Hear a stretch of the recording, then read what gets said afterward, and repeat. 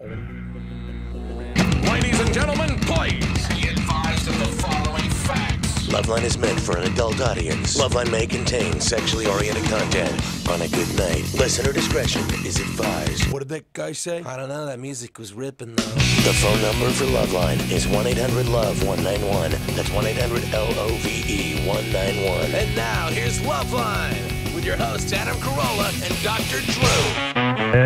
Yes, indeed. It's the LoveLine phone number, 1-800-LOVE-191. Oh, that's nice. Yeah. Well, your mic's working through. Here you go. It is? Yeah. Oh, okay. All righty. I'm done hacking up phlegm on Drew's mic. I got my lucky mic back. This is the mic I used to weave the magic.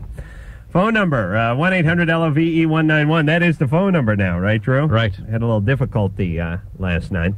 Fax number, 310-854-4455. Steve Jackson and Todd Eckhart are both here from the Pietasters. The Pietasters are a band I met, I think it was a year ago, but it could have been 2 years ago. It was at WHFS in D.C. I was hanging around with Dickie and the other Bostonians, and they were hanging around with the Pietasters. And I hadn't heard of the Pietasters at this point, but they seem like nice guys, and now I'm glad to hear they're doing well. Yeah. It's always good when you meet nice guys. I always hope that the guys we meet on this show, the bands that we like and that we have a good rapport with, end up having success, because it just makes me that much cooler. You know what I mean? Yes. Yes. All right, so hold on. Todd, I'm going to slide your mic away from the screen because it gets some feedback. And Steve, don't be shy about leaning up into that. Now, when did I meet you? Was it last year? No, yeah, those mics aren't working either. Oh, wait, welcome Steve's to Westwood, too, by the way. Steve's going down. Hello, There he is. hello.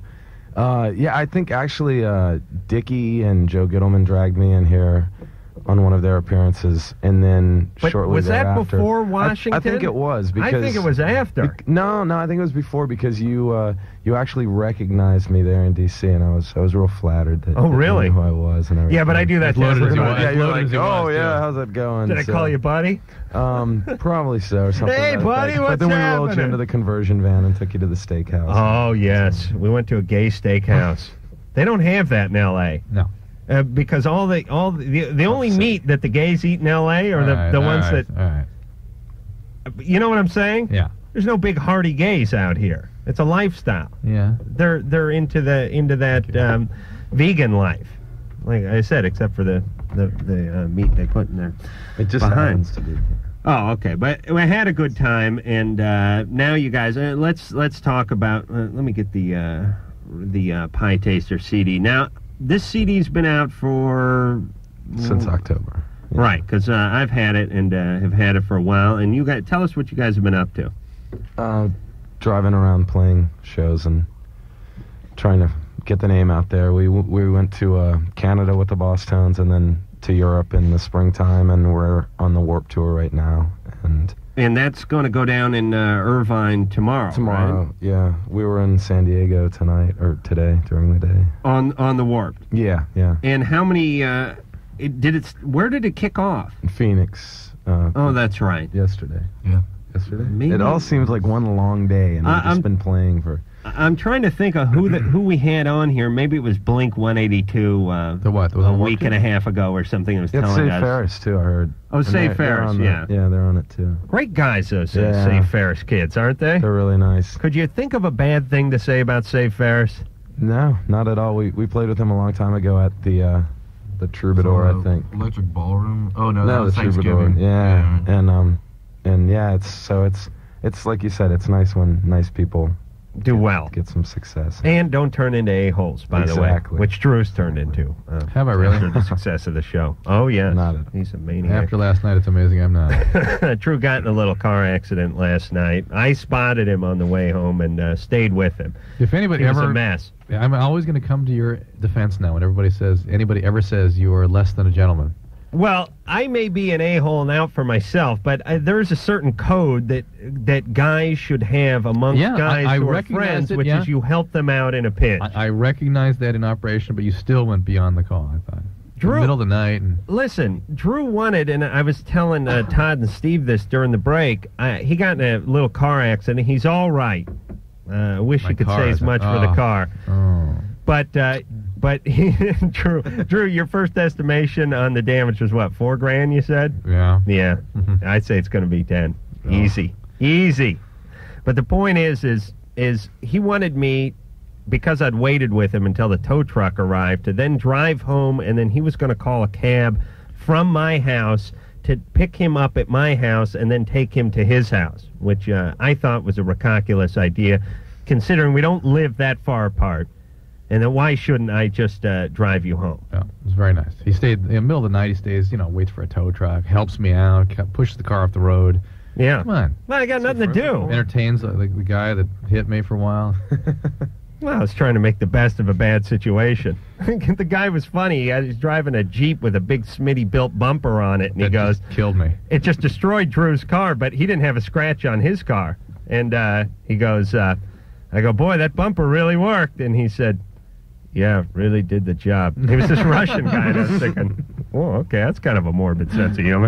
I'm glad I bought it. Yeah, it's good for ramming. All right, so anyway, Drew, the cherry's been popped on the new car. Yeah. You can now enjoy it. Okay. Feel free to smoke and drink coffee in it now. Exactly. Okay, so why don't we, do we want to, all right, let's talk a little more about the Warped, and then we'll see about squeezing a song in. So you've now done, you did Phoenix, you did San Diego today, it's Irvine tomorrow, and how many more legs you going to do before you get off the tour? 12?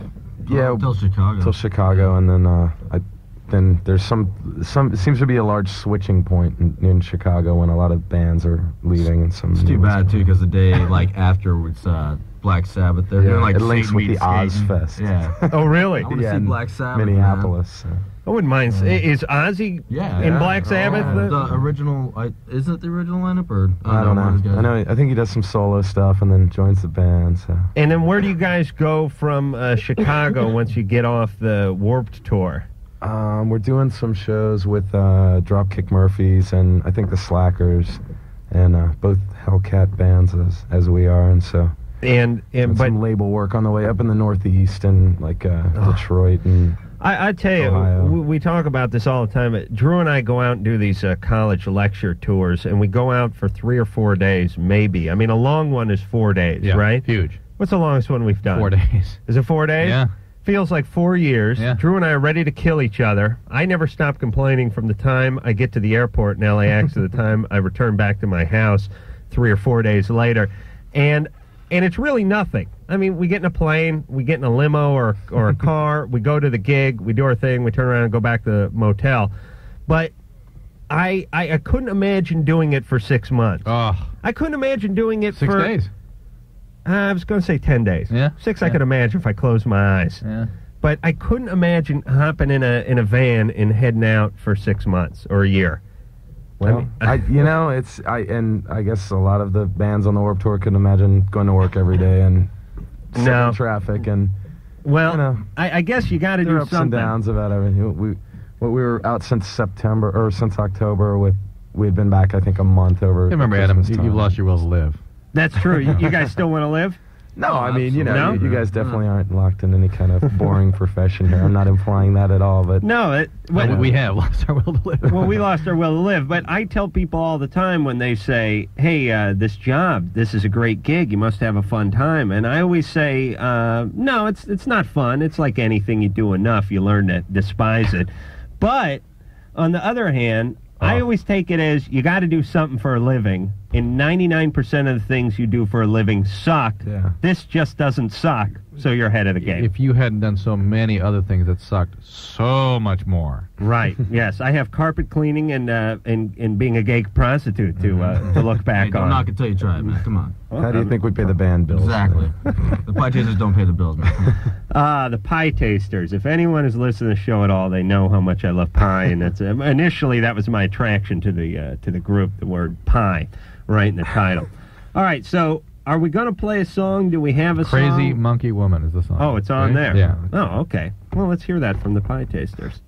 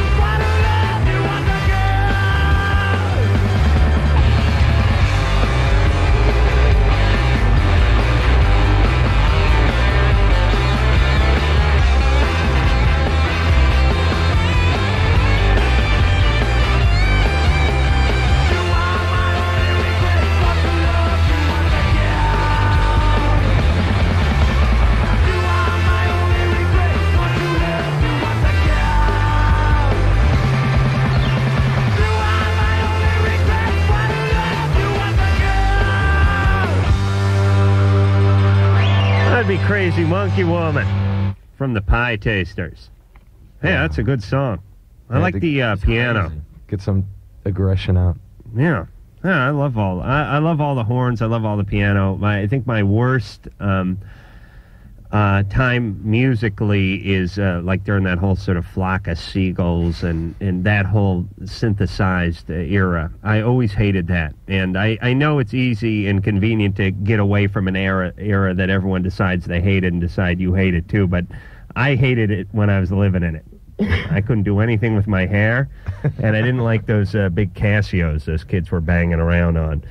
I like the horns, and I like the pianos, and that's what I like, and that's why I'm glad that the Pietasters and Save Ferris and all these bands are coming in, Real Big Fish and Bosstones and all these bands playing their horns and bringing what music is back to the musical landscape. Right, Drew? Right. Let's go to Okay. calls. Yes, Exactly. okay.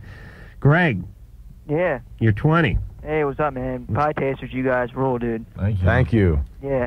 Listen, I work for a car dealership, right? One of the receptionists that just started working there, she has this website the guys and I have been talking about, right? So I go on this website, right? And she's like doing all these like nasty things like golden showers and like, stuff with other girls and stuff like that, right? And like Somebody was telling me the other day in San Jose, he goes, yeah, this chick I know, she gives the golden shower and the brown shower. Oh, And I said, it ain't the brown shower. That's called the mudslide. yeah, exactly, yeah. That's a special lady. Yeah, chocolate stick or whatever.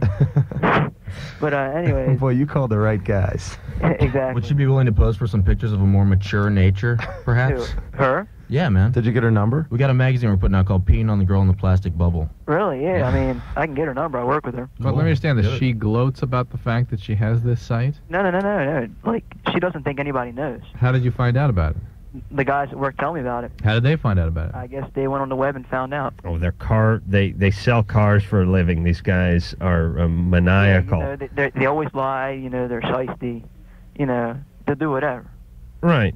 So. Yeah, now the whole business has been rounded out. The receptionist pees on you, and the guys who sell you the car ream you in the ass. Thank God. They crap on you, too. They crap on you in their own symbolic way. So, like, I don't know if I should go up to her and be like, yeah, I saw your website. It was pretty cool. Well, if I should just be like, what are you hoping to get out of Are it? you friends with her already, or? yeah, I mean, would I this be talk like to her. We always, like, have conversations and whatever. And know. when you say it's her website, Yeah. is this a business of hers? I guess, because you can have a membership with her. Oh, my God. And is it exclusively, does it exclusively cater to the golden shower clientele? Well, that's like the opening picture. That's nice. Uh-huh. So, I mean, Man, there's like different pictures of her you can have, and there's like, she has like a nickname, and it goes like throughout the whole history of how she got her nickname, Uh-huh. I'm tiring of this. Man, thank Okay. you, I Lucky tire. Stars, man, and get on with it. Yeah, just get on with things. The person Yeah. there, she's got some weird history. Thanks for the story, though. Hey, Pietasters, when are you coming to Baltimore? Soon, man. Yeah, at the end of July, we'll be back at home. We'll be hanging around there, probably. I don't know when we're playing, honestly. That was one of those LoveLine non-questions, which Yeah. is, you see a website, it's a chick you work with, she's Well- peeing on people. What's the question? Well, he Do you wants to hose her how to- down? How to deal with it, and just to keep it to himself. Just be friends with her. Be friends with her. It'll come up eventually. You imagine a bunch of guys in bad sport coats knowing that Oh. you're peeing on people. As you're moonlighting by peeing on people. Sarah, Hi. you're 16. Yes, I would just like to say to the band, I love you guys. You guys are awesome. Thank I you. love you back. Have you seen the Pietasters? I haven't seen them How do you love them? because It's my easy. sister has their CD. It's easy. It's easy. We're easy to love. 'cause That's we're true. beautiful. I haven't seen them, and I love them. What's the question, Sarah? Well, I've been going out with this guy for 2 months, and after a month, I started giving him oral sex, I guess you could say, and he's been very persistent on wanting to have sex, and I keep saying no. And about a week ago, we were at my house and we were just watching a movie, and he kept asking, "Hey, it's a perfect time, nobody's here," and just like he's kind of like forced himself on me. Like I don't know if it's rape or not because I don't know. Why don't I? Did you tell him no? I did tell him no. Then it's rape. Or at least But- a sexual assault of some type. A lot of my friends say it's not because I've been going out with him. No. You're allowed to That rape guy's a your... jerk. Husbands rape their wives, Yeah. right? That's That's why... legal in Virginia. That's why it was Is that right? Yeah. Yeah. That's one of those weird little... Wow. Well, yeah, that's not a... But who's got the trouble to pack up and the forethought to go to Virginia just because Yeah, you're just- horny? You know? Were you a virgin, We Sarah? did. Yeah, So this is your first experience. yeah. That's tough. I mean, how horrible that is. I'm sorry. How long did you go out, or are you going out with 2 him? months. 2 months. 2 months, yeah. Are you gonna break up with him? Are you going to have him arrested? No, I'm not. How old is he? He's 16. You see, I want to hold on. I want to talk about you for a second, Sarah. The element in Sarah that makes the guy realize he can get away with it is the same element that makes her not want to break up with him Right. or call the cops Right. or take any action. Right. It's that same thing. Right. I mean, At least guys, you'll have me. Is sort of the impulse. right, Sarah. Yeah. What's up with you that you don't feel that good about yourself? I don't have the best self-esteem about myself, no. Right, because for you this is sort of okay. Yeah. I mean, you don't love it, but on the other hand, you kind of you don't deserve it, but it happens. What are you gonna do, right? I kind of thought he was my boyfriend, and after, like, a lot of people said, well, he is your boyfriend, and after a while, you should have expected this. Oh my God! No, you should not expect. No, that. you That's should not right. expect Yeah. it. You were assaulted. What the healthy thing would be to eject this guy and to tell everybody what he did. Tell everybody what he did? Yes. I don't know about that. Hold man. on, Drew. What are you talking about? That would be the healthy thing. The guy forced himself on her. You gotta But then warn you get a somebody. name for it. He's going to do it to other people. Yeah. He's going to do it to other people. That's No, the way this yeah. is. That's people need to know. Sarah, Yeah. I mean, what happened? Were you kicking and screaming, or did you just say no, or were you guys drinking, or what went on? I was completely sober, and he was too. We were just watching a movie, and like always, he's all you want. Did you say no, or did you scream or yell? I said no, and then he started taking off my pants, and then I tried putting them back on, and he wouldn't let me. And I told him no, and I told him to leave, and it just wouldn't. He wouldn't. Okay, see, that's not right. What movie were you watching? Just because it'll be ironic, whatever it is. I don't even remember. Okay.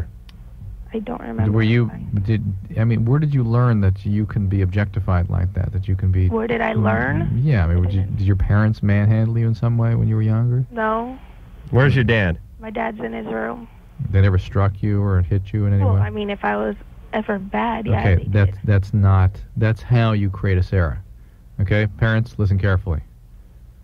Most of the parents that listen to the show are drunk and 16, Right. so they There you don't go. listen. Their listening skills aren't what they could be. But Sarah, what's your dad doing in Israel? What's my dad doing in Israel? He's in his room. Yeah, he's in his room. He said. I swear to God, I thought you said my dad's in Israel. You just had a seizure, Adam. We'll take care of it at the break. Okay, Adam. I could see where the question would sound like it was from left field. Hey, do you wear a retainer, Sarah? No. No. Okay. Well, then it's my bad.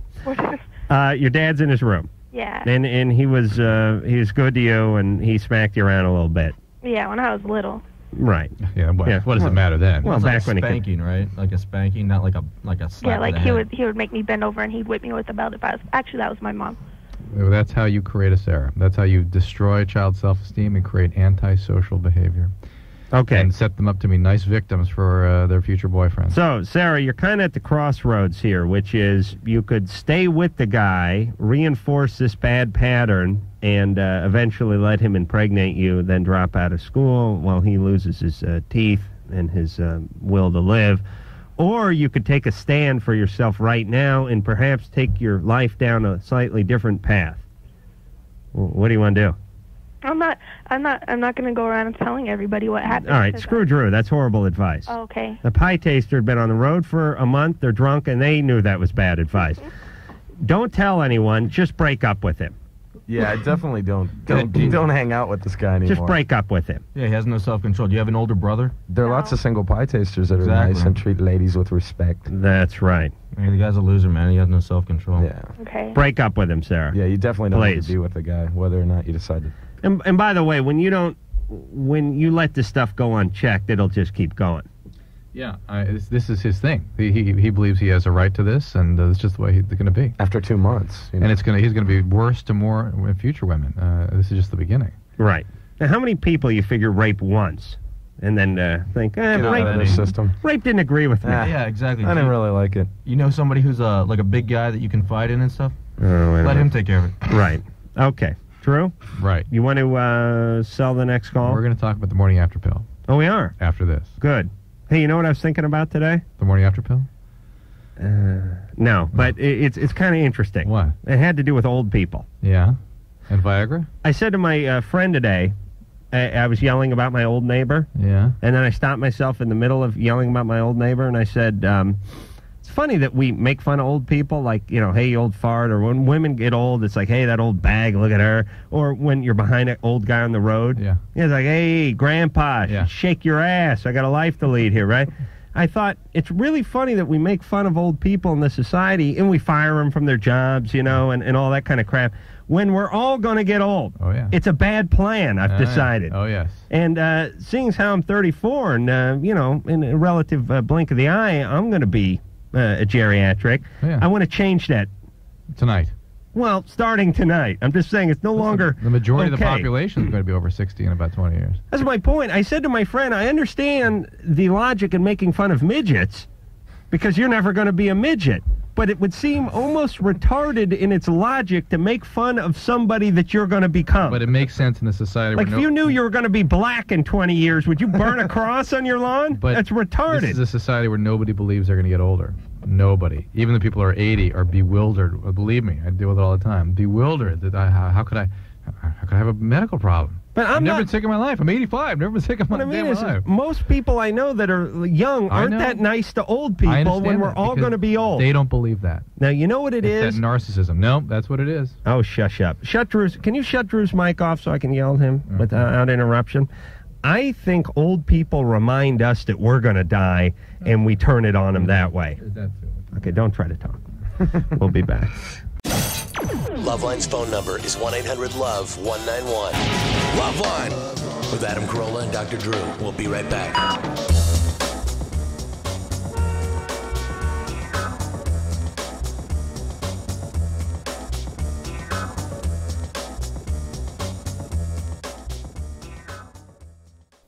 Yes. Hold on. Hey, Drew! Starting the show. Steve and Todd are both here from the fabulous Pietasters. They're doing the Warp Tour. That will be in Irvine, California, tomorrow. And then it's off to, well, I know. Tahoe? Yeah. Oh, yeah. I remember whoever was, I thought it was Blink-182. Maybe it was Safe Ferris, but I thought when they're telling me about going to Tahoe, I said, hey, that's a pretty good stop. And we have a day off there, too, so we're going to do a little have gambling. some barbecuing and, gambling. Yeah. Water rafting, whatever. Yeah. That's, I've been there once and thought it was amazing. As a matter of fact, you guys probably won't go this way, but I drove once from Tahoe to Yosemite. Great stretch of highway. Drew, here we go with the radio show that we both get paid the same for, even though I do everything. Who are you talking to? Patient. Uh-oh. Having a stroke, maybe. Oh, a stroke? Yeah. All right. Now I'm going to hell. No, because you rescued me last night. Oh, I did? You're still about... That's Think right. about two trump cards left. That's right. Chris. Yeah. You're 14. Yeah. What's going on? Okay, look, I have a question. Okay, me and my girlfriend, had, sex last night. And, well, I'm, freaking out right now. Okay, me and my girlfriend had sex last night. And, I was wondering, how long does my girlfriend have to take the morning after pill? 72 hours. 72 hours? Get it for her, please. Yeah. Will you? Yeah, because, the condom broke. And, I'm freaking out. Yeah, okay. Well, the morning after pill is really quite effective. There's some study that came out just recently about the Washington trial of making the morning after pill available to people without a prescription. And in a fairly large study, no significant untoward reactions to making that available to people. In fact, maybe avoiding a lot of untoward problems, such as pregnancy and the complications associated with pregnancy. All right. What Drew's talking about is the religious wackos.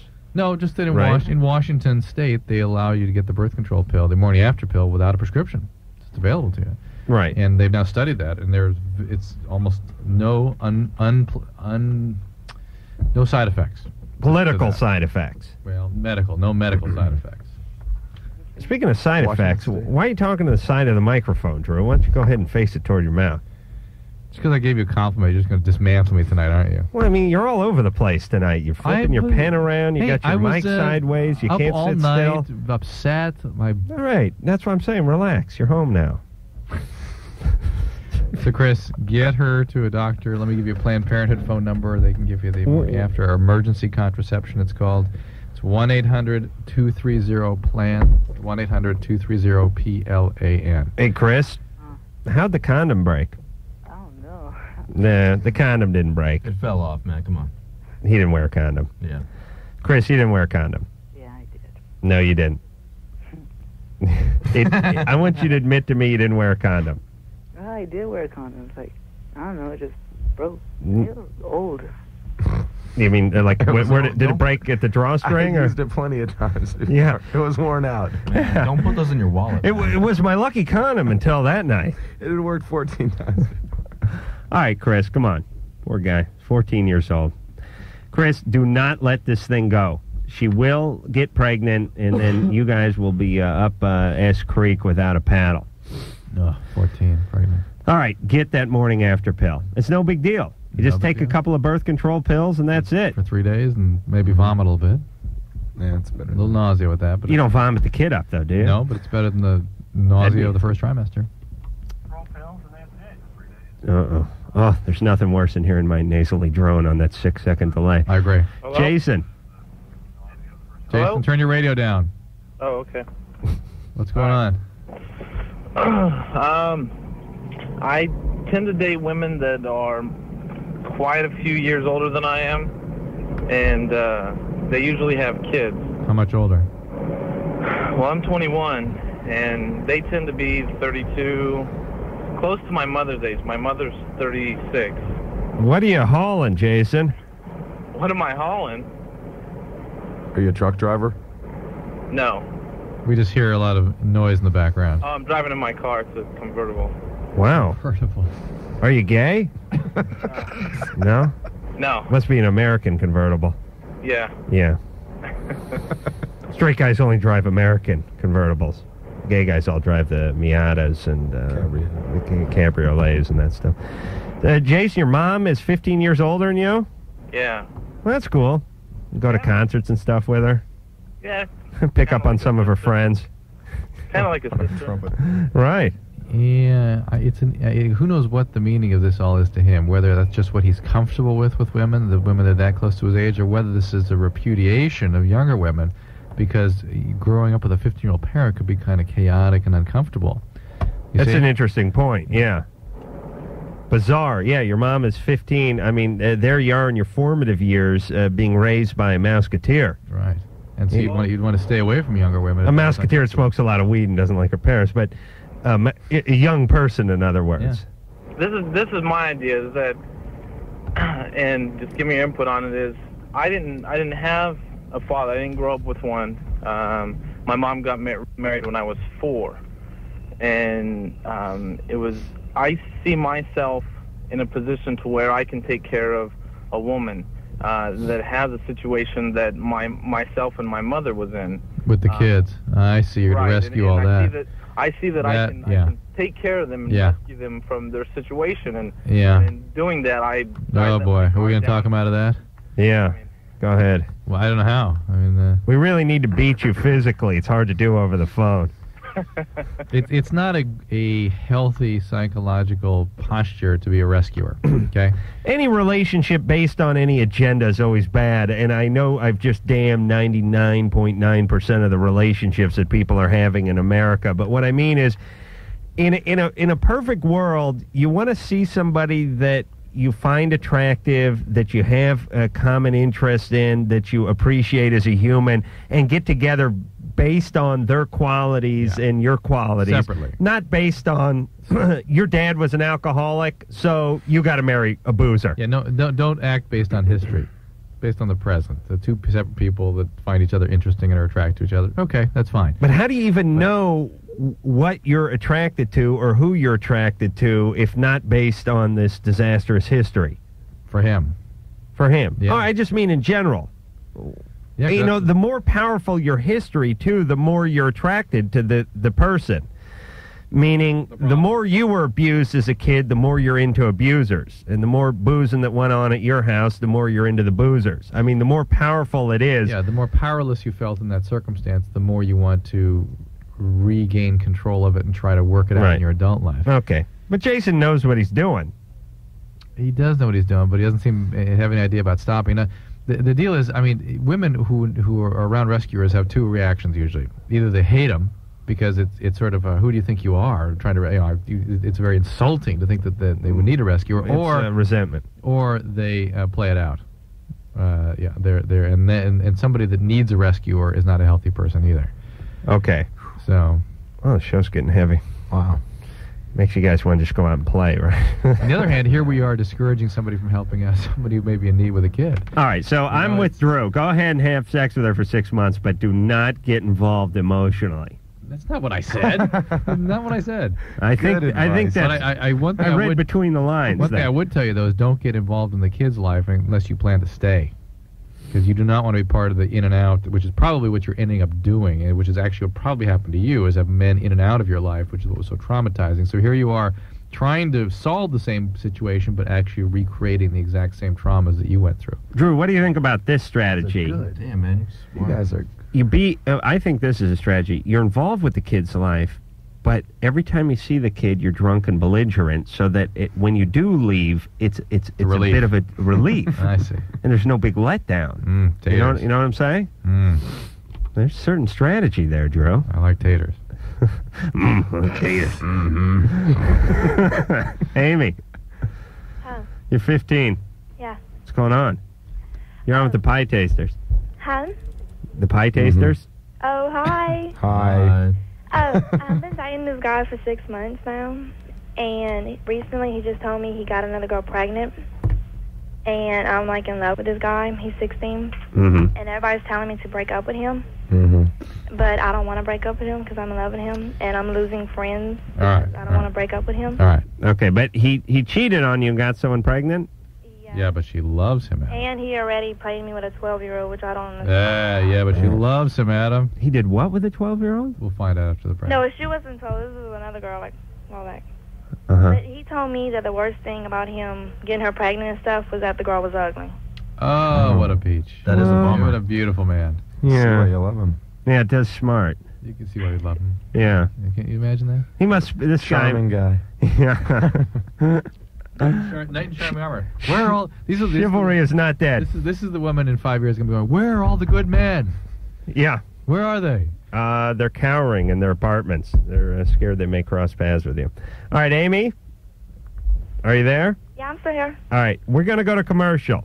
Okay. Here's what I want you to do during the break. Okay. I want you to get a bottle of aspirin and a notepad. Okay. And we're going to... and a pencil. Okay. We're going to explain to you via copious descriptions that why you don't need to be with this guy. Okay. All right? Okay. All right. Hang on. We'll be back with the Pietasters. You have 5 seconds. LoveLine with Adam Carolla and Dr. Drew. 2. Back in a minute. 1.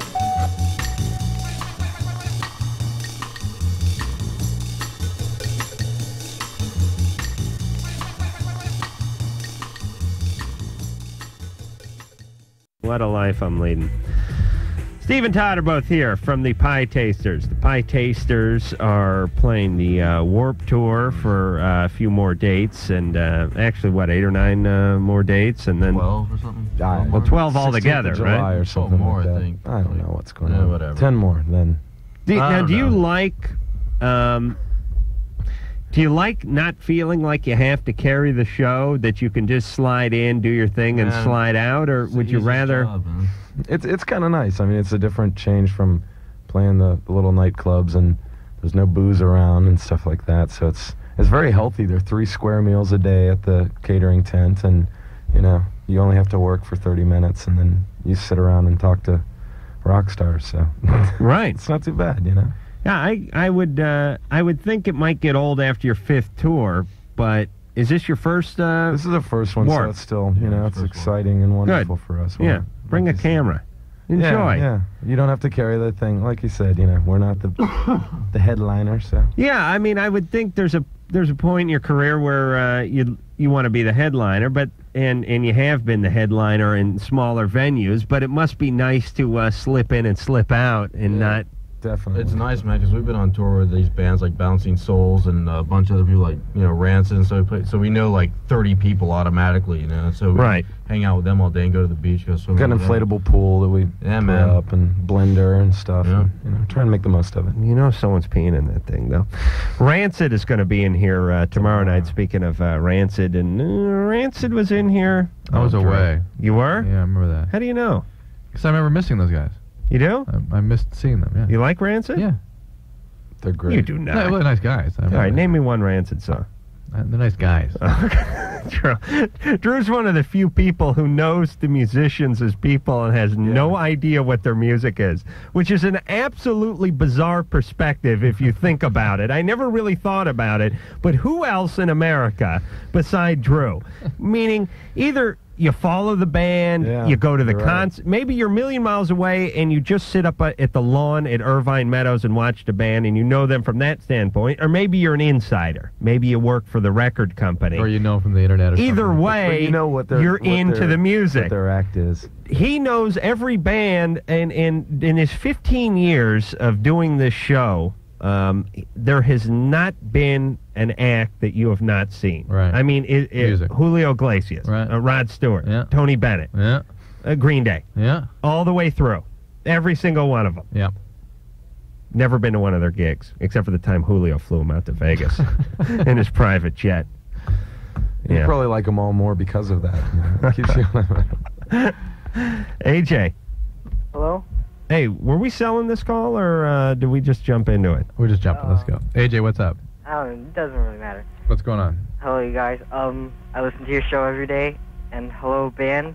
Hey, how you doing, AJ? I listen to you guys every night, and I have a radio right next to my bed. What? Cool. Is there a question, AJ? Yeah. Some of my friend told me that men can't get AIDS from women. It's more difficult theoretically, but men certainly can get it from a woman. Okay. They definitely can. And I have a cut on my penis, hurts when I whack off. And how can I cure it or whatever? Slow down. In speed or just in numbers? Numbers. And let it dry out. Where is it? Where's the cut? Near the tip. Yeah. Take a couple days off. Grease it up, huh? How'd that happen? I'm not sure. I think I whack off too much. Yeah. Who doesn't? Let it heal. That's why 5 times a day. I put a golf glove over my penis before I masturbate for that one reason. Could you imagine, though? Think about this theoretically. When you get a cut, any kind of cut anywhere in your body, obviously you have to sort of leave it alone for a few days and let a scab form, right? And then let it heal up. Can you imagine a 14-year-old kid with a cut on his penis? That cut could be there when he's 27. Yes.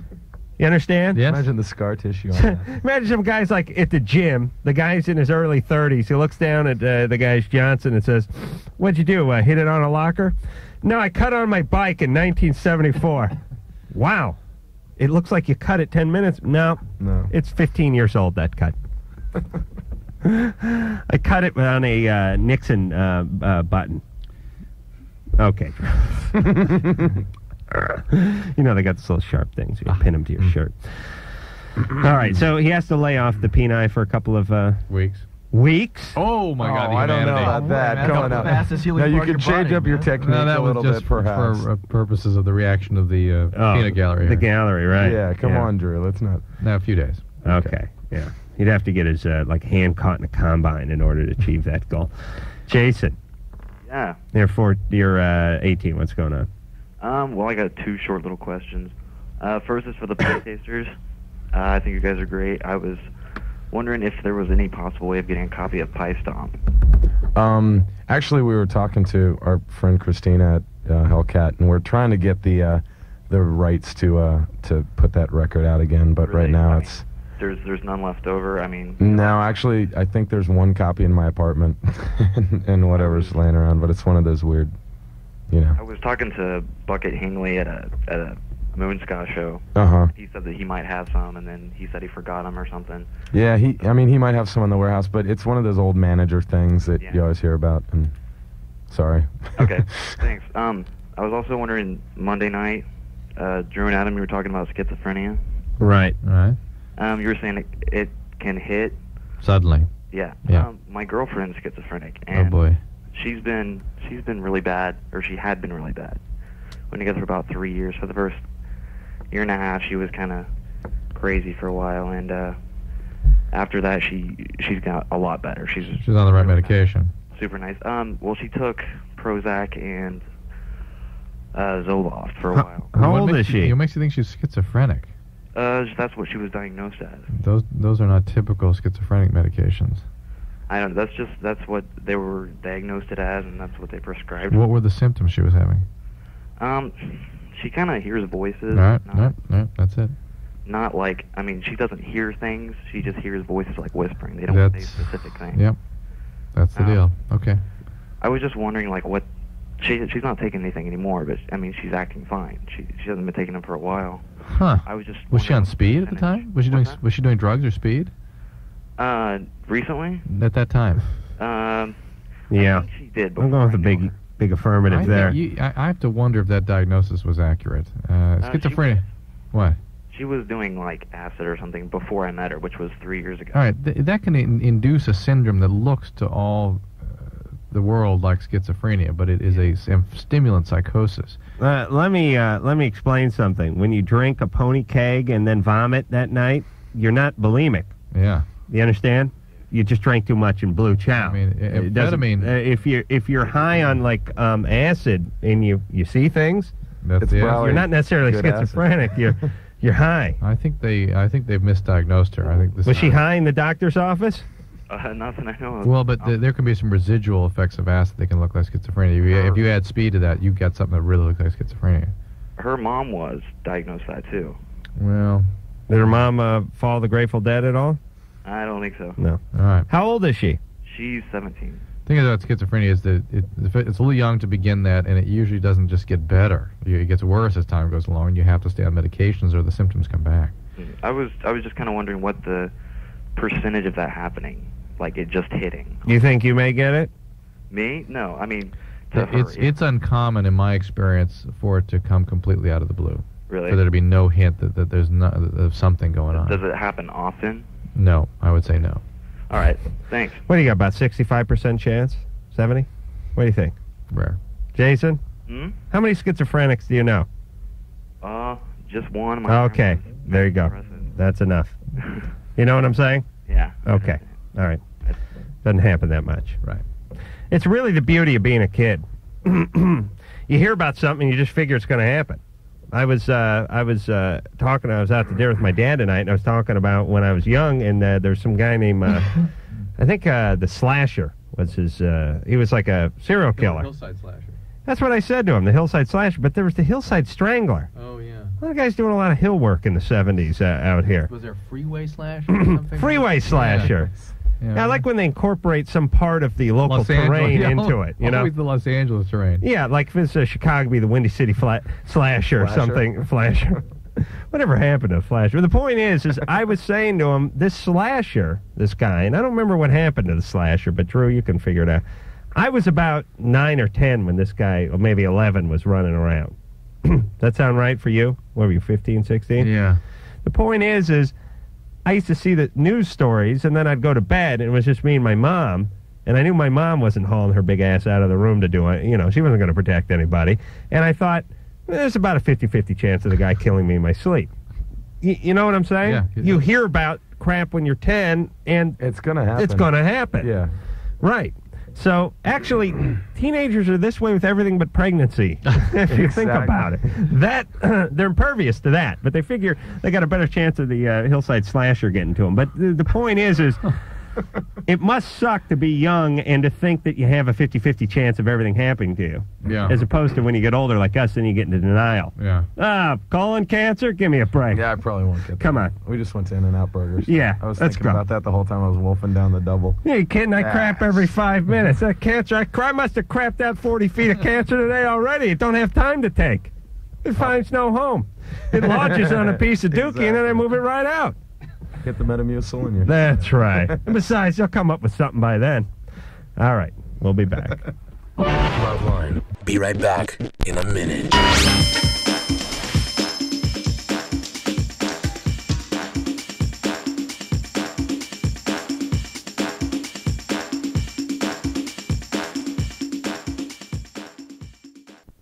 Hey, LoveLine. Just talking politics with the Pietasters. Drew thought you guys were coming in last night, and was kind of excited about the prospect of pie. I was driving here, and oh, wait a minute. We got to do our little 10-second break. Let's do our 10-second break, and then we'll get back to my beloved pie. This is LoveLine on radio station 98 KUPD Tempe. Famous K-Rock.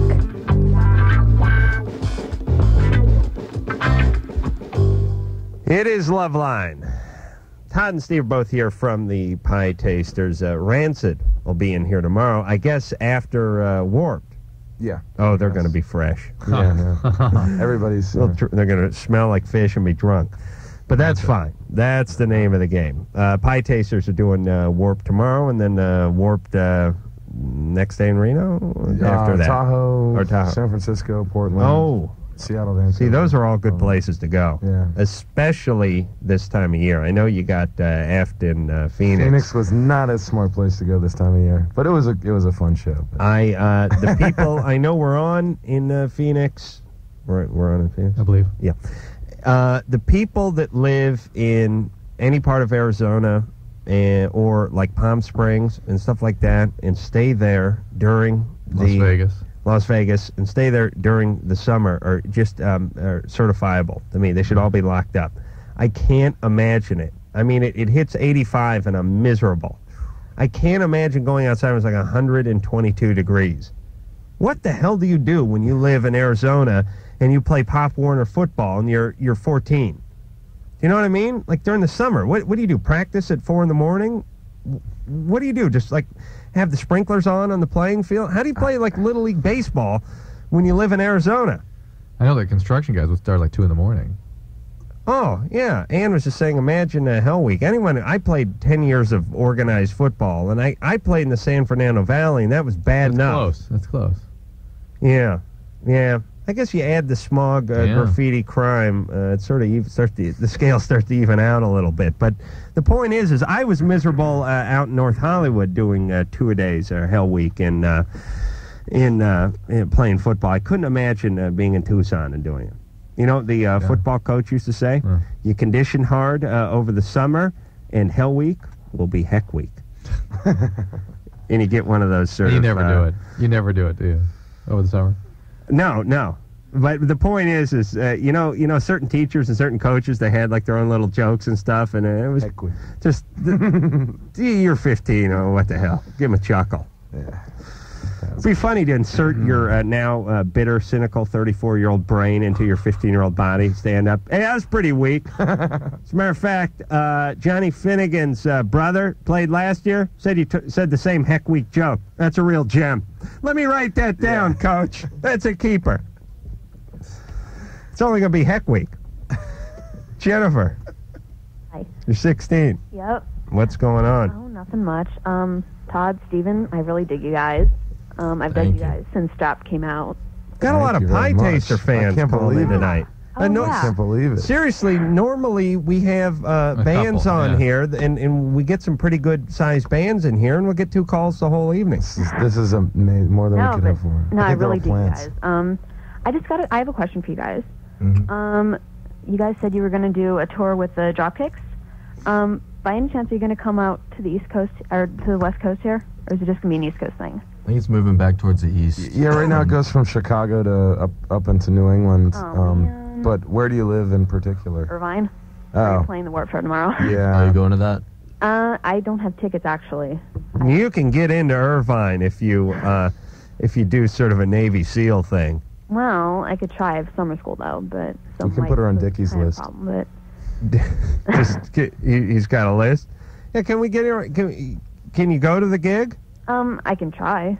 Well, what the hell's going? You live in Irvine, for Christ's The sake. Dropkicks won't be there, but it'll be a Well, good show anyway, yeah. I'm sure. Oh, yeah, I know. It's going to be a rad show. What do you do in the summer school? Geometry. Oh, please, you'll never use it. I know. But the lyrics from a lot of those rock songs will come in handy later on in life. yeah. All right, why don't you go to the show tomorrow? Well, I'll try. If I can. All right, no, hold on. Screw you. So I'm not going to twist your arm to go to a rock Let me show. get the question out of her, right? What was her question? She had a heavy question. Let's get to it. Right? Jennifer? Hey, Jennifer? Yeah. If I send over a limo with a basket in it, do you think Todd comes with you. You think you might make the gig tomorrow? I think so. Okay. I think What's so. your question, Jennifer? Okay. My dad, well, okay, he's got I hate to say he's an alcoholic because I hate that word, Why? but, I don't know. You want to go boozer or lush or something? Well, just say an alcohol problem. And it's been this way. I've grown up with it. You know, it's like a fact of life. You know, I usually don't have very much problem with it. I just kind of accept it. But now my stepmom, it's caused so many problems that my stepmom, who, like, kind of rescued me from where I used to live and stuff, and, like, the situation I was in, she's, like, saying that if he doesn't improve, she's going to leave. Good. And that's just going to, and I don't know. That's his only hope at getting better. The only way people like with that disease get better is if they lose enough things to catch their attention. And if everyone in their life will have nothing to do with their disease, and they really do leave, then they have to do something. All right. And they typically, that's when they get better. You need to go to some Al-Anon or some ACA meetings and get stronger yourself so you understand how this works. Okay. This is not something you have to accept. It is abusive to you, and he needs to deal with his disease. And allowing him to stay in his disease is doing him a disservice. You must support the recovery, but reject the disease. Yeah, that's a good one. Put that on a bumper sticker right next to, let's see, higher powered. What are the? How come I don't see? Hey, what's going on with AA that they're not on the bumper sticker drive anymore? No triangles with the circle. Oh, is that what that is? Yeah. Oh, that's what that is. Well, it's really, I think that's Al-Anon. I thought it was like yoga freaks. Yeah. I used to see a Powerless was one of them. Wasn't that one? It was like in Rainbow Tape. And I'm friends with Jim P. Who's that guy? Bill W. Bill W. Jim P's another guy. He's still drinking. Yeah, I'm friend of Bill W's. And what was the high powered friends of Bill W. and was it Powerless? Probably something like that. If anyone can remember the good bumper stickers I used to see around, and believe, hey, and listen, start putting the AA logo on there because it's confusing. I didn't know what it was. It's a code. Oh, it is? For people in AA to be able to identify each other. Yeah, but it screws with you. It's like that gay flag. I thought these guys were from Cameroon for like 6 years before I realized it was a gay flag. I'm like, You had to scrape them all off your car? Like, yeah, Cameroon. I knew you were a sister, honey. I'm really pulling for the bobsled team. No, it's like, hey, what are all these blonde guys in tank tops with the Cameroonian flag on their car for? It looked like the Jamaican flag. I couldn't figure out what the hell that gay flag was. Okay. Then the other one that took me a while was the fish. Oh, yeah. The Christian fish. Yeah. That was a night. You guys know what I'm talking about? I know that was a tough one. I drove around for 5 years going, what are these guys into bass? What is it, like some kind of bassing association? Every bumper sticker should, or you know what you should actually have? This would be a moneymaker. The bumper sticker heads-up breakdown. It's just a little laminated card that you hang from your rear view, and it basically has a breakdown of what the higher-powered guy's a lush. Give yourself some stopping distance. Right. Driving, yeah. This guy's gay. This guy's a Jesus freak. This guy may be loaded. This guy's into the Grateful Dead. The bumper sticker English translation. Right. Yeah. The Grateful Dead with the bears dancing. Never knew what the hell that was. If anyone can think of any good ones, I'd appreciate it. With all the traveling we do, we should put something. Yeah, you travel around, you go, take a Polaroid out. Look at this guy's got a hat trick on. He's a Jesus freak. He's gay, and he used to booze too much. Piss on number 3. I like the guys with the Bad Boy Club. You seen those guys? Those guys are tough, man. They don't fear anything. They're bad. Those guys are scary. Yeah, they're tough dudes. They are, man. They got that thing They don't with fear a damn thing. Well, you know, when you got a decal, you kick some serious There ass. it is, man. Dan, what's going on? Not much. Pietasters. Saw you guys open for the Bosstones a while ago. Oh, yeah. You're my mom's favorite ska band. Oh, man. We like your mom, too. Yeah, you know. Yeah. Dr. Drew, Adam, watch you guys for, give me lots of laughs, so. Thanks. Okay. Couple months ago. Are we your mom's favorite radio or TV show? Sorry, can't do it for you. Oh, man. Damn. Beat out by Dr. Quinn We one can more introduce time. you to her. Sorry, I took her there for her birthday. Mm-hmm. It was her birthday present. To see the Bosstones and the Pietasters? Yeah, and she dug the Pietasters better. Wow. Did she stage dive or anything? No, it's terrible ankle thing. She was hanging out with us. That's our target wasn't she? audience, 35 to 60, man. Uh-huh. Okay. I taught a girl how to snowboard a couple months ago. She's from Central America. I'm going to go be seeing her in a couple weeks. You're going down to Central America? Yeah, I'm going down to Central America. Yeah?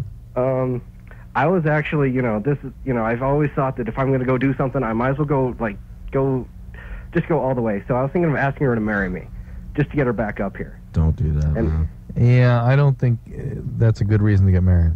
Oh, very true. Oh, wait a minute. What about the snowboard bond?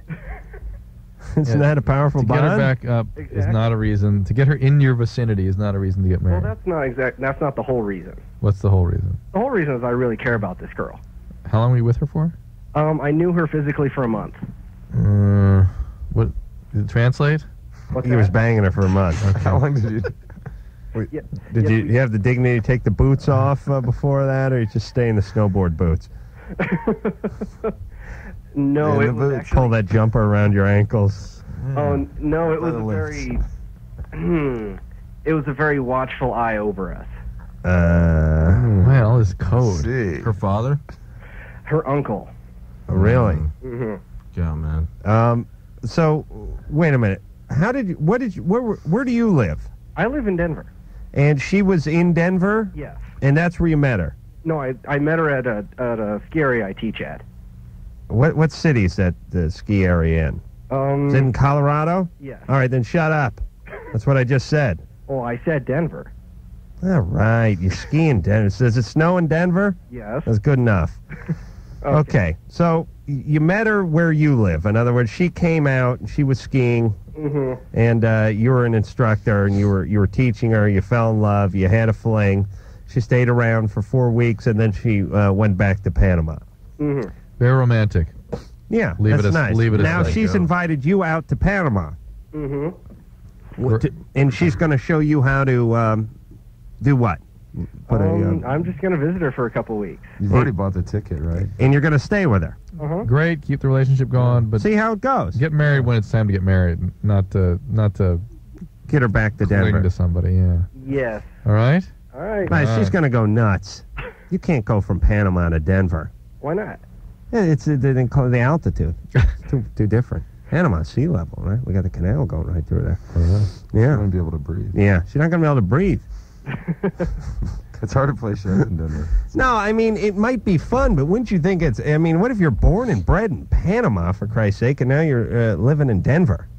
Maybe it's a dream come true. Yeah, for a week, and you're with Dan. You're screwed. All right, go down to Panama, have a good time, see how it works out. And if it works out well, go home and think about it a little while. And the next time you see her, that's where you can get into it. Meanwhile, she can go back and forth, and you can go back and forth 10 times before you get married. Don't trust this Dan with the snowboarding anyway. Dave, you're 22. Hey, what's going on, man? Everyone keeps talking me. Everyone tries to talk me into going snowboarding, except for they're wearing a cast on the wrist when they're telling me. And I got a neighbor, JJ. He goes snow. I swear to God, the guy's on the tour. He's snowboarding every 10 minutes, and he says to me, "Oh man, you got to get out. You got to get out. You got to get out snowboarding, man. It's the greatest thing ever." I go, "Where are you going, JJ?" I got to split. I got to beat the orthopedic surgeon. He's taking the pin out of my hip. I'm like, "Yeah, listen, JJ. Every time you come back from snowboarding, you have like a boot wedged in your ass and in a brace on. I'm not going out there and get my ass kicked. Oh no, it's the greatest. Listen, I kick you in the nuts right here. You don't have to. You don't need a ski lift for that." Dave, what's going on? Hey, what's going on, guys? Not much. Pietasters, I just want to say you guys are pretty rad, and I hope you come out to Boston. Oh, yeah. We were just there, man. We were there with our Hey, we're finally going out to Boston. We are? Yes. When? Where? The fall. To be announced. All right, cool. Boston's a great place. Definitely. I'll give you guys a brief background on my situation, and then I'll ask the question. Went out to college in Wisconsin, met a girl. This was 3 years ago. Became really good friends. Then she dropped out, didn't see her for a year and a half. We kept in touch and everything. Really didn't lose track of each other. This past February, I told her how I felt about her and everything. I loved her and everything, which I was always there, but long story, just never really came out before. And she got excited, whatever, and to make a long story short, she came out to Boston at the end of March for 4 days. Everything was great. Kept on talking. Next 2 months, I came out to Chicago early June. Almost from day one, things fell apart. She wound up ending everything, and I came back to Boston 2 days early. Everyone's saying, like, oh, yeah, she's going to call you, whatever. Well, she wound up calling me that night.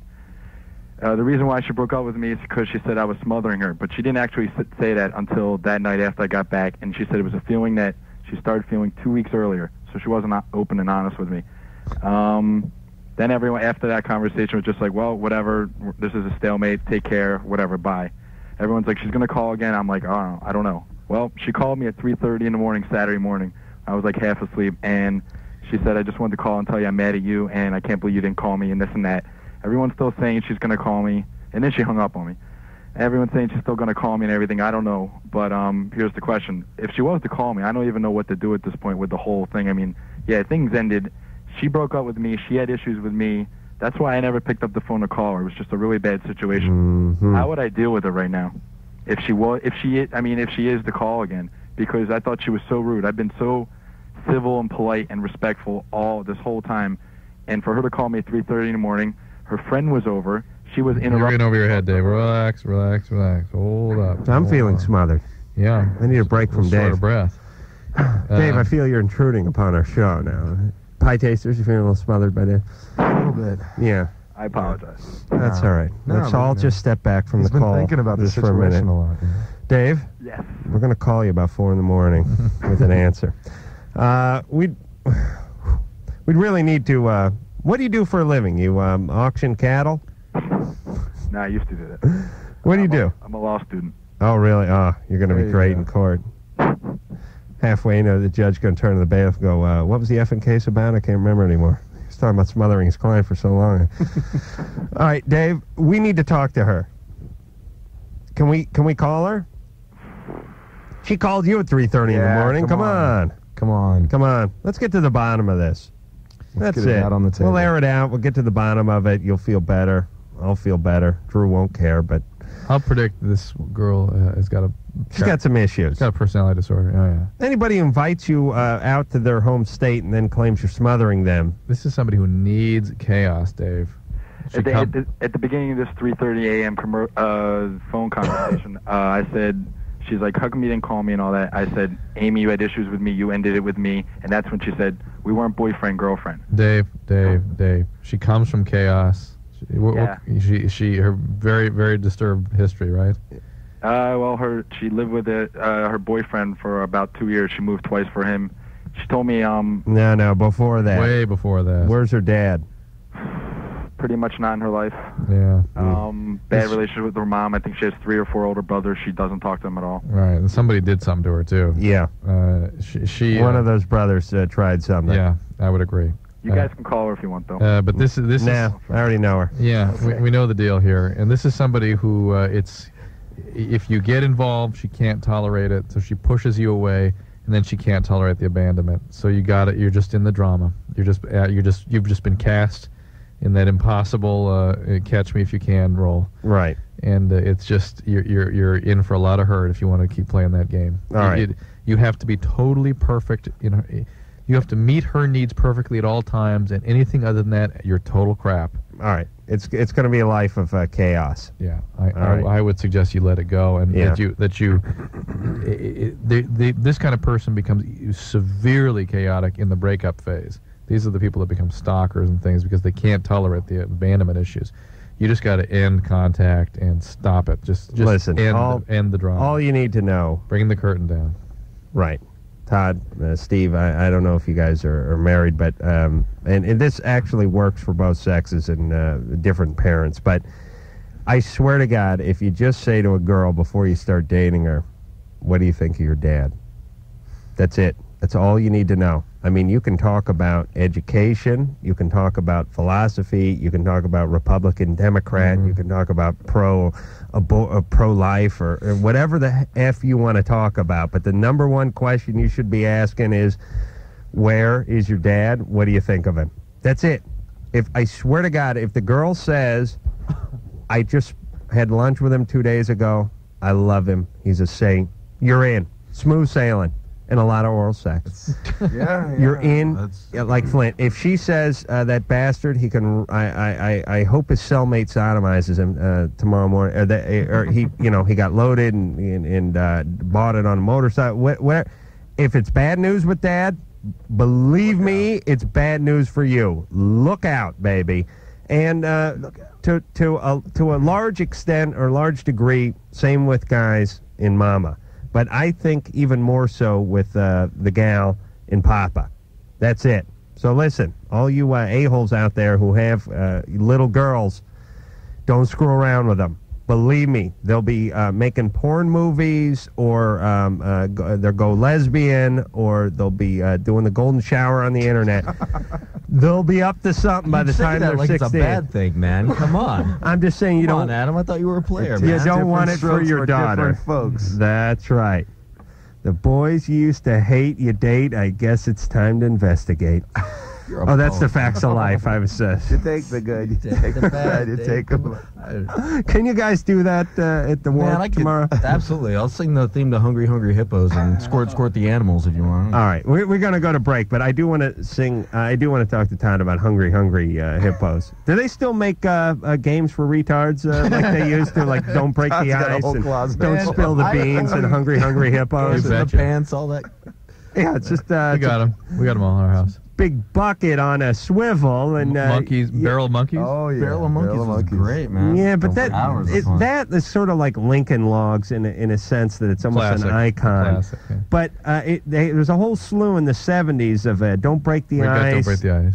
Oh really? Oh yes. They still make that? Oh yes. Don't Spill the Beans. I'm sure it's out there. We don't have it, but. Who's Banging Grandma? Don't cry. Oh wait a minute, that was a little Corolla family thing. That's, okay. All right, no, we got to go to break. LoveLine with Adam Carolla and Dr. Drew. The phone number's 1-800-LOVE-191. We'll be right back.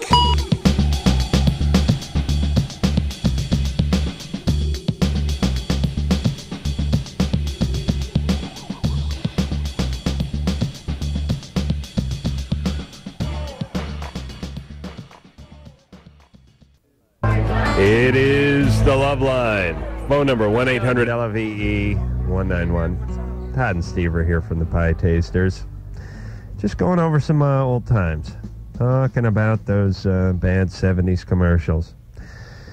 Toss across. I'm still trying to figure out, and one of our listeners will figure this one out, the Soul Survivor game. Was it called Castaways or Soul Survivor? Or it was a commercial for a game where the game washed up on the beach, and the kids who were like castaways on this island ran over to the game and started playing it, and at the very end one of them went, I'm the Soul Survivor. And I never played it and I never figured it out, but I saw the commercial 300 or 400 times and we can't figure out the name of it. So if anyone can figure that out, or what that lyric from Good Times.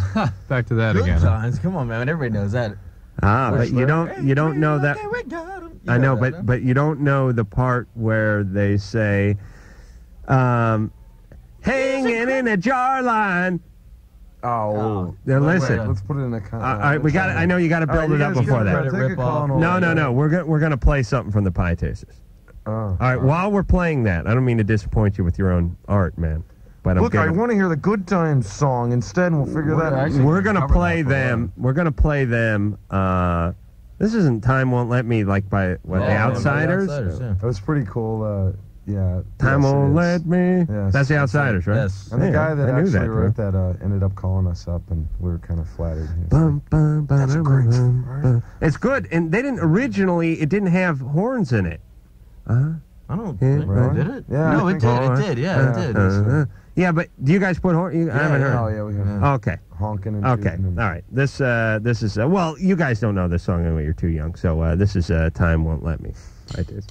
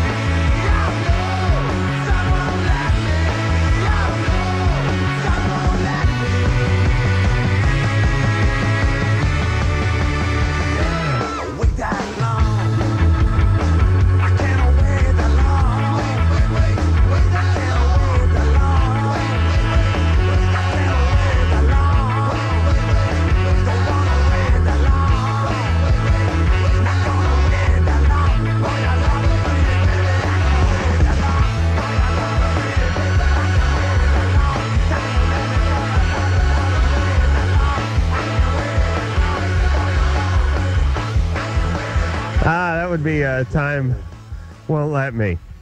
That is genius, redoing that song. Do you remember that "Time Won't Let Me"? Of course. Okay, dude, do you have to sit down on the console, or can you just sit in your chair? I'm taking some of these nuts. Hey, do we have the good times? Do we have that? Oh, yes. Okay. Oh, we do. All right. I now, we can't hear the whole song. Can you? Okay, let's just listen to the whole song. Yeah, go ahead. Just play it. What the hell? It's a good song. Yeah. All right, everyone try to figure out the line. Keeping your head above water, making a way when you can. Temporary layoffs. Good times. Easy credit rip-offs. Good times. Scratching and surviving. Good times. Hanging in a jar. Good times. I have no idea, man. Hanging in Charlotte. They're in like North Carolina. Wow. Yeah, You don't know that line, do you? Yeah. Everybody, you know what everyone did over the years is they inserted their own word, and then they made it their mantra, and then and everyone you say it to goes, yeah, it's hanging in a jiving, or it's hanging in a jawing, or it's hanging in a soup line. Job line. Hanging in a job line. Yeah. And they'll go, I swear to God, I know it like the back of my hand, but if you listen to that song, the word they say there is undecipherable. The last time we discussed this, we actually had people calling up going, oh, my father wrote that song, so I know the words. Well, if your dad wrote that, call us up. 'Cause, man, that's a good trick to put in a song. Like, put some weird lyric in there so everybody, like, thinks. You know, it's... Yeah, everyone puts a freaky trick, man. That's yeah. really cool. Hanging in a jar line. Yeah. What the hell does that mean? I swear to God, I don't know, but it's what she says. And here's my Here's my hypotheses. You know how a lot of people suspect like a second gunman with Kennedy and stuff like that? Me, it's the Good Times theme. This is going to be There's a secret message from the Russian government? Right. Oh, I see. No, I just mean this will be my quest. No, what was the name of the guy that Costner played in that Oliver Stone movie? I know you're talking about, I can't remember. The Kennedy movie. Yeah. Right. I will be him, but for the Good Times theme. Okay. One day I'll lobby Congress and put out a bunch of misinformation. I think the song does enough. My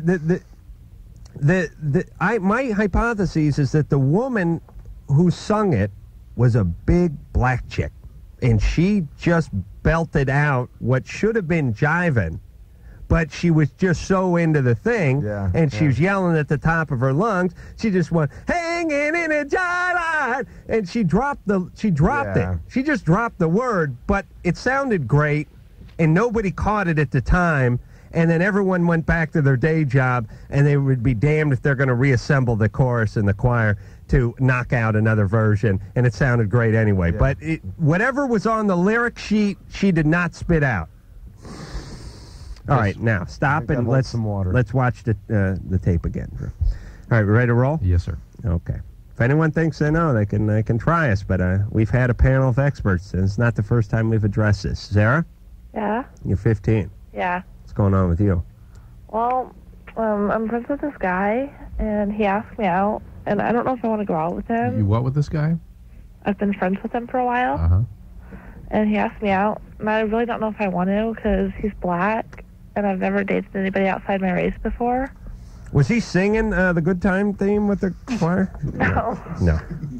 You never dated outside of your race? No. You're Eskimo? No. No. What are you? You white? Yeah.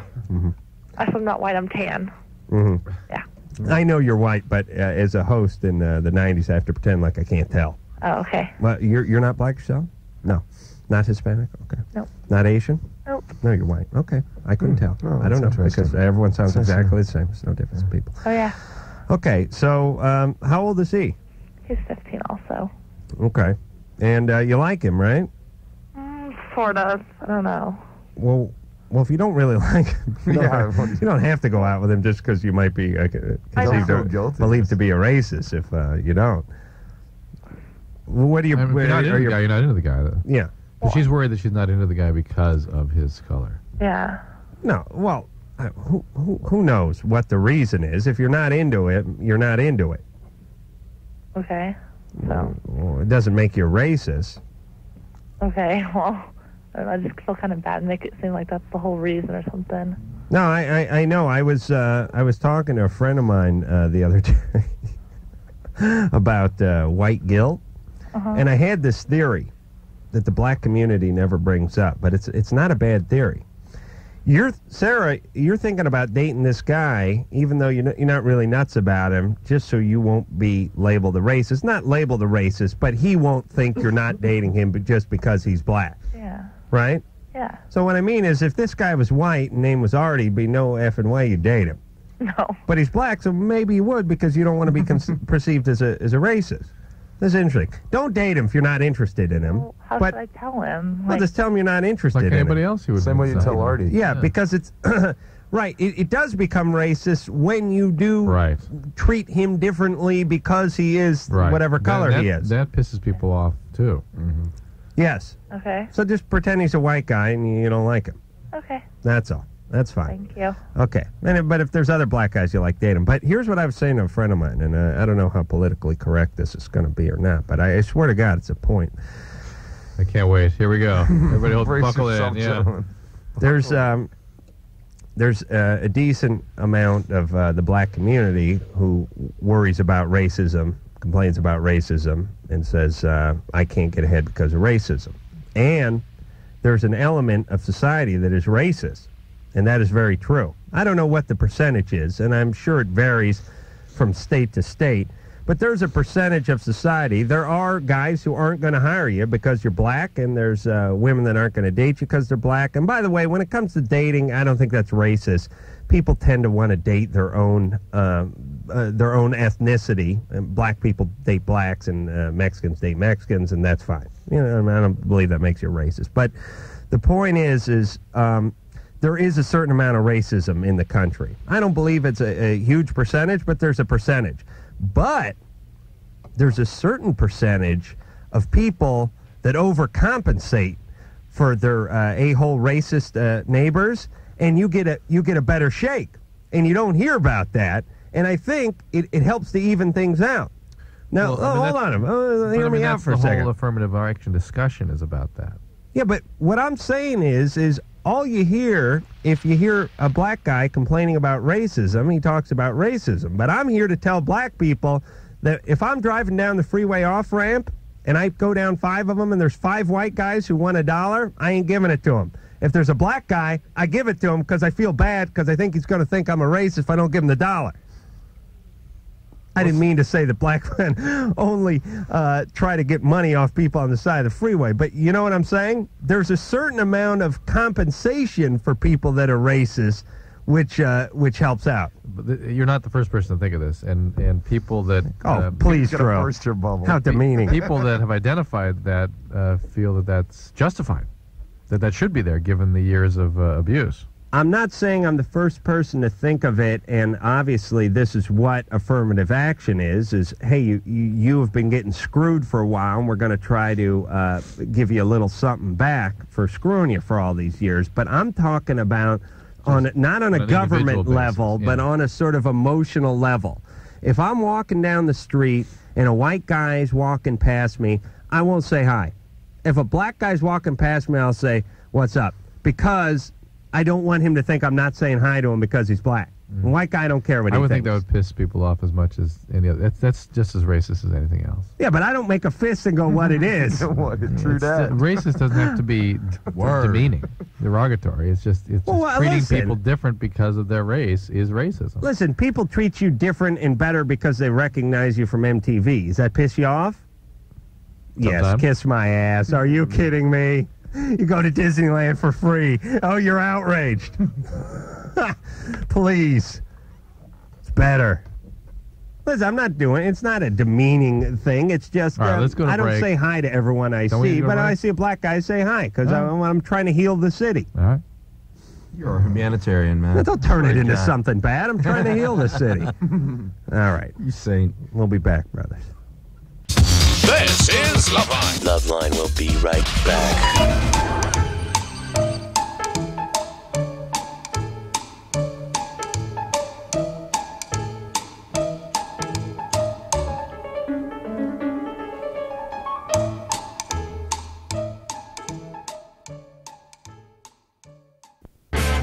Steve and Todd are both here from the Pietasters.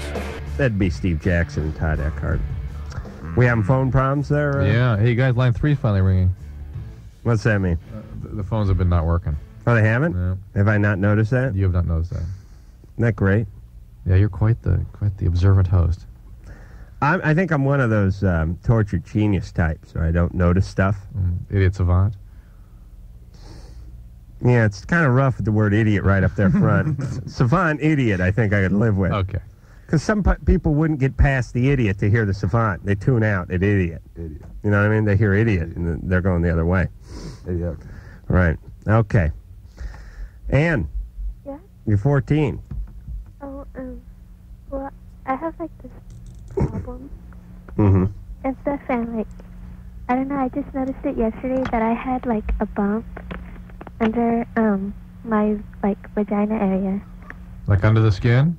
And, yeah. That's normal. There are glands in there that can form cysts and swell up and get kind of painful, even infected sometimes, but that's normal. Oh, really? Yes. Because, like, it just, like, surprised me. I didn't know what it was. It's probably a Bartholin cyst. Okay? So, like, how long would it take? How long will it stay there? Yeah.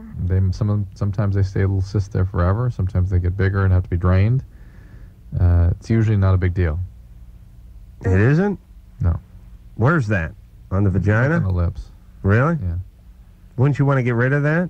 Not necessarily. Not if it's just a small one. They tend to come and go by themselves. Is it small?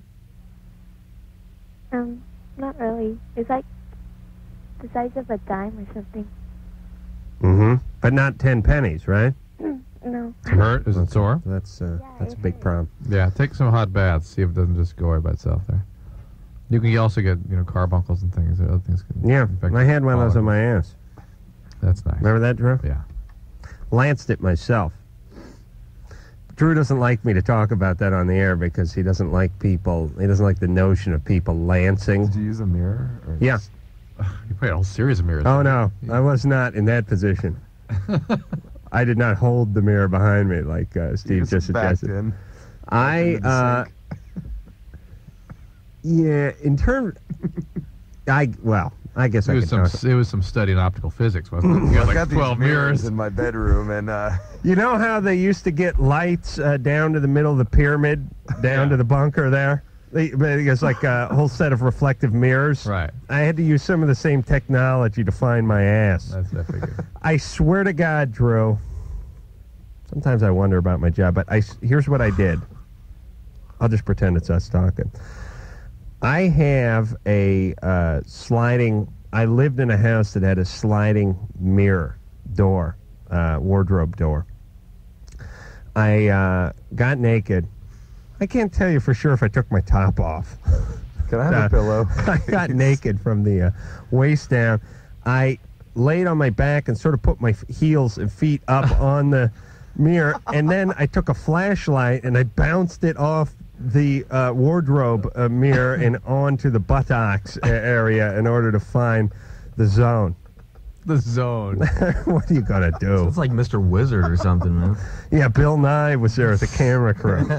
Refractory light. And you notice the vector on the anus. Well, what are you gonna do? You got a carbuncle on your ass. You gotta find it, right? What did you lance it with? The first one. Don't know, Cliff. I got one. Did you clean them first? No, it was a fountain pen. No, the first one that was lanced, I was like 18 or 19, and I actually lanced that. Why? It's just a pin. Oh. And you know how? I don't know. Heat it up First It was off, rusty. I found it in a parking. I did this thing where I wiped it under my arm. Bit, Nice. You know? Yeah, it's sterile. I was wearing a fairly clean shirt. The first one I actually lanced with a pin. And you know, the thing that's dangerous about putting a pin that close to the pucker hole there is, you know, when you look at something through like a reflection in 2 or 3 mirrors, how things look backwards? It's the opposite. Like if you ever try to trim the back of your hair and you use like 2 mirrors and you think you're moving to the left, but you're moving to the right. Very dangerous, involving the sharp object in the anus. Yeah. The second one, which I had like 8 years later. Well, let's see. 19. Oh, it was like 10 years later, Drew. Thank God this thing's only happened every 10 years. That one went on its own, I think, through the heat that was generated through the flashlight bouncing off the mirror. Like, Did you use a magnifying glass? Like I was over an anthole or something. Hands. Right. I did say anthole, didn't I? Yeah. The point is that one just went. I stared it. Like I stared it down so hard that it just like went when I was looking at it. It sure will. It's holistic medicine. But the problem is my friend had me convinced I had a hemorrhoid for 4 days, and I was walking around spreading. I went through about $15 worth of Preparation H, rubbing it on my ass, and I was saying to my buddy who had me convinced it was a hemorrhoid, this Preparation H, man, this stuff don't work at all, man. I mean, I swear I've gone through 3 tubes. I can barely walk. I had to call in sick to work. I couldn't walk. And let me tell you, people, all they do is laugh. Hey, Bruce, yeah. Hold on. Bodies in motion? Yeah, Bruce, it's Adam. Yeah, I can't teach my morning class. What's up, man?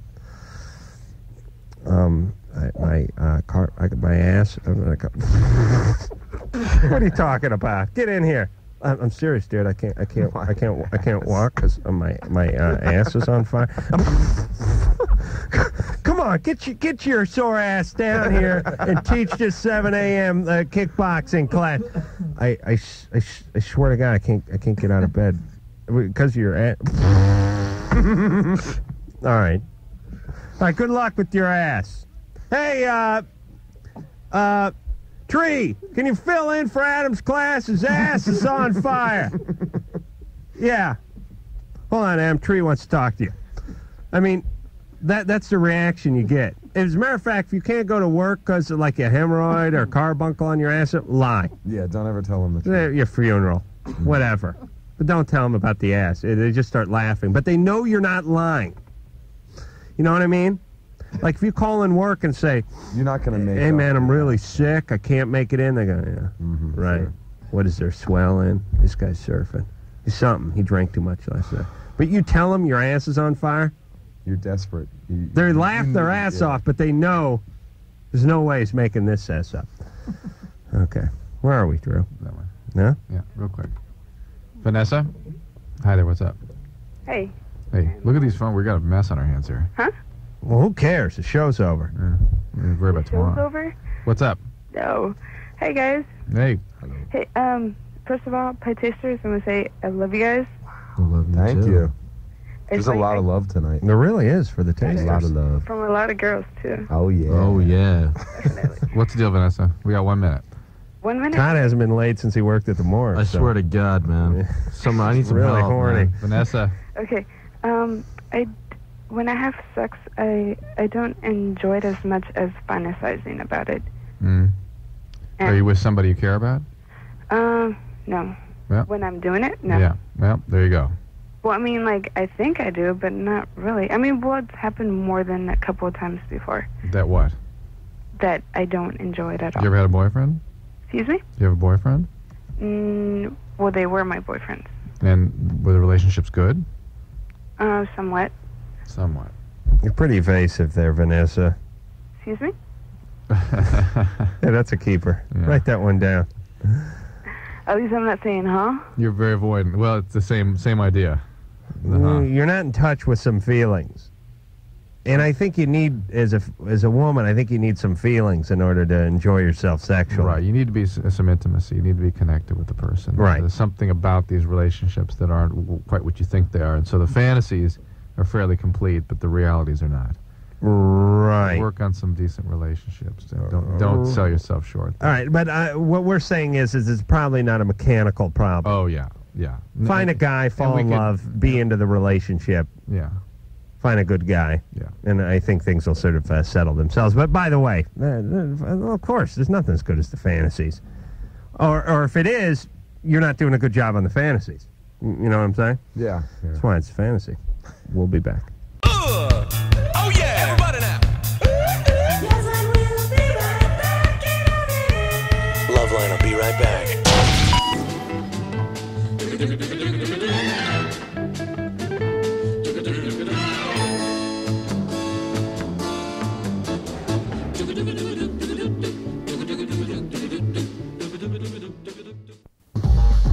Hey, we're out of show. Amazing. Oh, Drew, you're so stoked, aren't you? Those car accidents affecting ways you really can't anticipate. I mean, it just throws you off. I'm just not right. Hey, but isn't it weird when you get into a car accident, you think to yourself, how did I avoid getting in one so long? Yeah, like you should get in a car. You should really get in like a minor accident every 3.5 weeks. What's even worse is I'm so tentative now. I almost get in an accident every 3 minutes when I'm driving. Really? Yeah, I can't. You're afraid to pull out. Yeah, I'm just hesitating on everything. Drew's one of the only guys I know who catches air leaving the LoveLine parking lot every night. I swear to God. And now, what'd you do? Steal your folks' car? Yeah. Oh, one of the things that got me last night, I knew it was going to take a long time to repair this thing. I thought, I don't have any coverage for Your folks have an extra car? No, but they have two cars, so I took one. Oh, really? Very kind. You know what my folks would do if I said, how about I take one of your cars? They said, no. They'd hit me. This has been LoveLine. The opinions expressed herein are not necessarily those of the staff or management or producers or directors or the advertising or anyone. They might be Bob's. I'm Bob, and they're mine. The producer of LoveLine is Ann Wilkins. LoveLine is a presentation of Westwood One Entertainment. Grr, arg. We now return you to your highly tested, regularly scheduled programming. Bye.